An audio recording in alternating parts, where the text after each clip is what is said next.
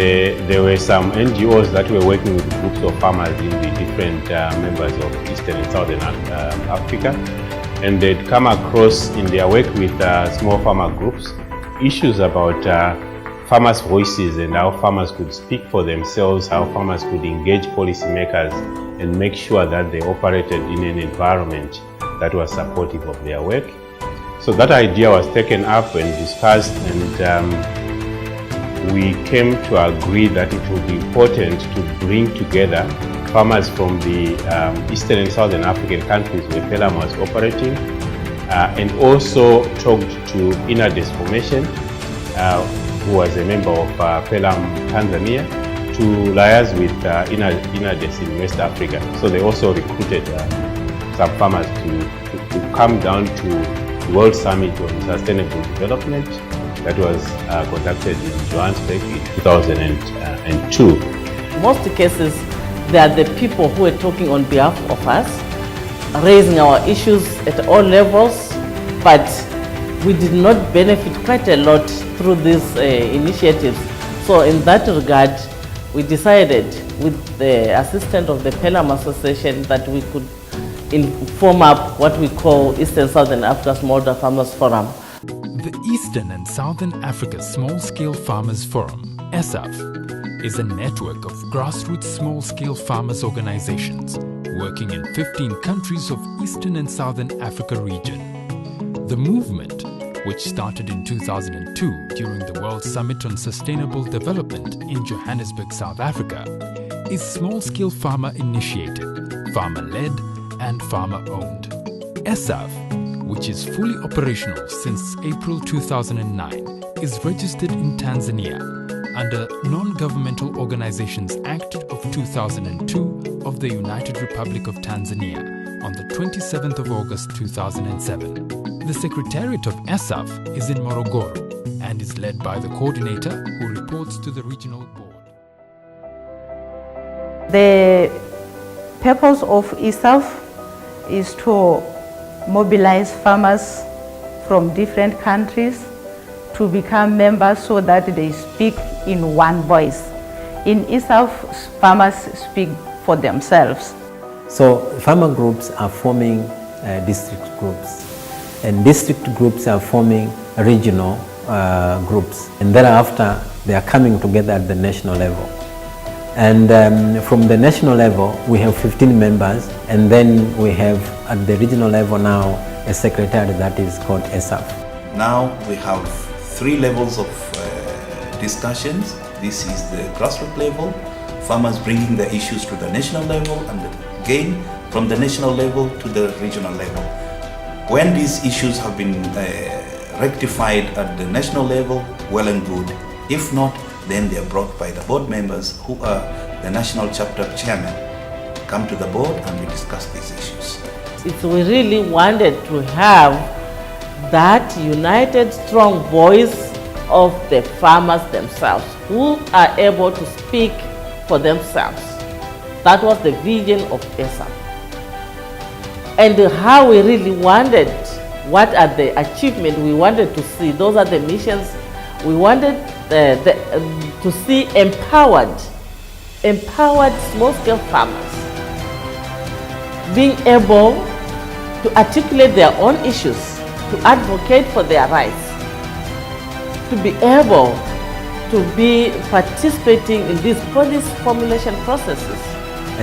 Smallholder farmers now are empowered to a point that they are demanding to see more investment in the agricultural sector, to see more accountability in the agricultural sector. And here we are using public expenditure tracking survey to empower farmers. Farmers are tracking money, chasing the money from where they are being dispersed in the respective projects in their areas. PETS is following the money, making the government officials accountable. The farmer groups, after being trained, they are coming up to asking why these projects are not implemented. We have a good example. In Zanzibar, for instance, there are some rice farm projects, the Koani and the other areas. They are abandoned. But after this training, farmers have started to follow and to ask why these projects are not working. In Vomer, we have a very good cases. We have irrigation schemes. We have a village market, which were constructed, but they are left idle. They are not completed. So farmers have started to follow up those projects. And actually, we have the feedback that now the government has started to put some money in order to complete those projects. In Mleba, there are very significant contribution of pets or farmer groups that we train. Mradi wa pets umetusaidia sisi kwamba kwanza tumekuwa wajasiri. Kwanza ujasiri niliopata ni kwenda kuioji serikali. Kwa sababu mwanamke kama mimi, mama wa kijijini kabisa, kwenda kumhoji mtendaji wa kijiji, mtendaji wa kata, ni kitu ambacho kilikuwa ni kigumu. Wanyarwanda wengi walimaji hawakuwa wanajua kama mapato ya walimaji ndani ya nchi hawajue ni nini, lakini leo wanasimama vizuri kabisa. Farmer groups are making follow-up on the plans. They also participate in planning, in putting up some priorities which is directed to farmer interests. As small-scale farmers who have got access, go to the Minister of Agriculture in our perspective countries, in the national levels. We have got also the right, we have got, it has opened doors for us to communicate with whoever within the Ministry of Agriculture. We have been known abroad, outside. As I'm speaking here now, we have got the BRICS issue, BRICS countries within my country, in South Africa. We are representing, I'm representing the small-scale farmers in BRICS issues. And then it's through ESAFF, which has opened those doors for us, as small-scale farmers, to stand up and know what is accessible for us, what can assist us, what is needed for us. Recently, I'm going to China to represent the small-scale farmers. It's through ESAFF. So ESAFF has done a lot for us, and we can communicate with the SADC regional policy people makers. We have got an impact. We have got the right to say whatever is needed for us. In 2016, the United Nations Food and Agriculture Organization nominated me to be the Special Ambassador for the International Causes representing Africa. It's a big achievement to see a small-scale farmer being a woman holding all these posts. So to me, I would really say ESAFF has managed to build the capacity of the small-scale farmers to the extent of these farmers being able now to articulate their issues, to hold their governments accountable. But also within the SADC, we are a member of the Foods and Nutrition Security altogether. Now, moving to the Eastern Africa, we have been able to engage with the Parliament of East Africa called the IALA, especially focusing on domestication of the Malabo Declaration. And in 2016, in the 20th October, in Zanzibar, the East Africa Legislative Assembly passed a resolution calling for the speed domestication and implementation of the Malabo Declaration. And this declaration is focusing more in terms of empowering smallholder farmers, also pushing governments to allocate more resources into the agriculture sector to reach at least 10% as per the Malabo Declaration. Even the engagement with the regional economic bodies like the Southern Africa Development Community, SADC, as well as the Eastern and African Community, as well as the legislative structures like the Eastern African Legislative Parliament, for example, we've seen that there's now even more the voices of smallholder farmers has found itself in such spaces.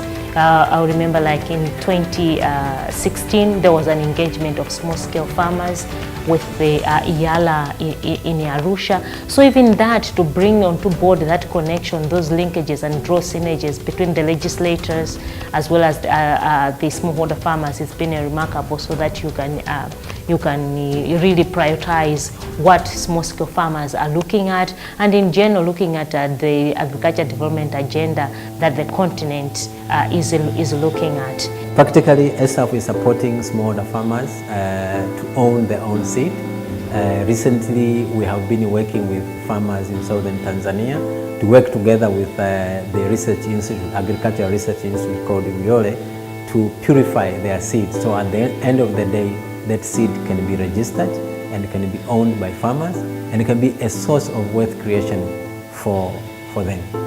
We advocate for agroecology, whereby our farmers are still using their indigenous seeds. ESAFF is working closely with farmers from Tanzania, whereby we are supporting farmers from Southern Highlands, Mbeya, and there's a group called Ziatanga that work closely with Research Institute that is called ARI. What we are trying to do is they own for themselves, for their usage, and for business-wise. We have evolved. We have been appointed on the IFAD Farmers Forum Steering Committee in the Eastern and Southern Africa. And we are also a member of the Ecological Agriculture Initiative Steering Committee of the AU of East Africa. And you see, it gives us the opportunity to fulfill our mandate. In agroecology, we're working with like the ACB. This is Africa Center for Biosafety, based in Southern Africa. They are experts on the seed area, but also we're working with a Pan-African organization called AFSA. This is Alliance for Food Sovereignty in Africa. Is also based in Uganda. So, but we're also working with the government, different governments in different countries, but we're working with parliamentarians, lawmakers in all the countries, and also we're working with many other civil society in those countries that we're working with. Our future is to see that we're working also with the private sector in one way or another, because in one way or another, those are the partners when it comes to agriculture. They are transporters, they are processors, exporters, and so forth. So in the next 15 years, we'll be working to see how we collaborate also with the private sector. We have been working also with the international organization, the National Rapporteur for Food, for instance, the shooter, who in a way quoted ESAFF as one of the progressive organizations working on agroecology in the area. Financially, we have been supported, and we are very grateful with our development partners. The first one who came when ESAFF was in the making was Oxfam Novi. They have supported us a tune of about 80,000 euro a year, and thereafter a year or two we had Oxfam Bread for the Wet who came to support us also to a tune of about 50,000 euro. So to start with, we started 2007 when we were registered, and 2009 when we received the first disbursement. We had about 80,000 euro. By 2016, we had our budget annually was about 600,000 euro.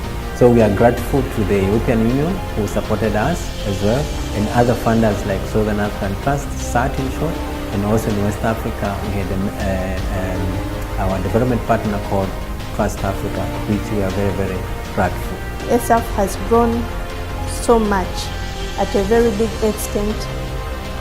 You can imagine from 1-2 donors to almost 7 donors. That means it has been performing financial-wise properly. That means having clear audits, but not only having clear audits, also we have been producing the intended outcomes from the projects, which have been motivating donors to contribute and put more funds in it. Our membership has grown up.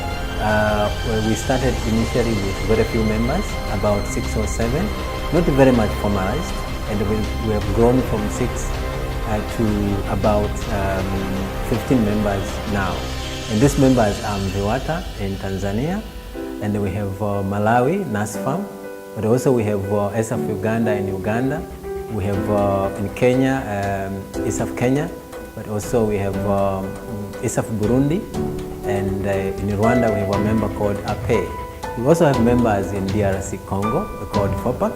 We have a member in the Indian Ocean called SAFA, but also we have ZIMSOP in Zimbabwe. This is working exclusively on agroecology, but also we have membership in Swaziland, and we have membership in Lesotho called ESAFF Lesotho, ESAFF Swaziland, but also in South Africa we have a member called ESAFF South Africa. We still need to be more than, because we really want to cover the whole of Africa. But for now it is Eastern and Southern Africa, although we have also seen the other member countries who really want to join. ESAFF from West Africa, from Central Africa, they've shown their interest. So we are in the process of how best we can also extend to those regions. Not just the members has grown, even the members at country level also, they are growing now, because now the growth at regional level has trickled down to country level. So the same thing now is happening at country level. Now we are beginning to have the donors supporting ESAFF at country levels now. In the 15 years to come, ESAFF to me will be a well-recognized, respected farmer organizations and bring up the youth. This is another area where I can see within these 15 years, the youth are going to be the leaders, because we are now trying to build the youth, both men and women, to be involved in all the work we are doing, so that in the end, the young people should also take on the lead. So we are looking forward in the next 15 years to stabilize and make sure that the organization is economically sound, and sustainability should be there. Money from members or contribution from members will be highly welcomed, but also contribution from development partners, especially on policies and even venturing in terms of wealth creation among smallholder farmers who are members all over the Eastern and Southern Africa.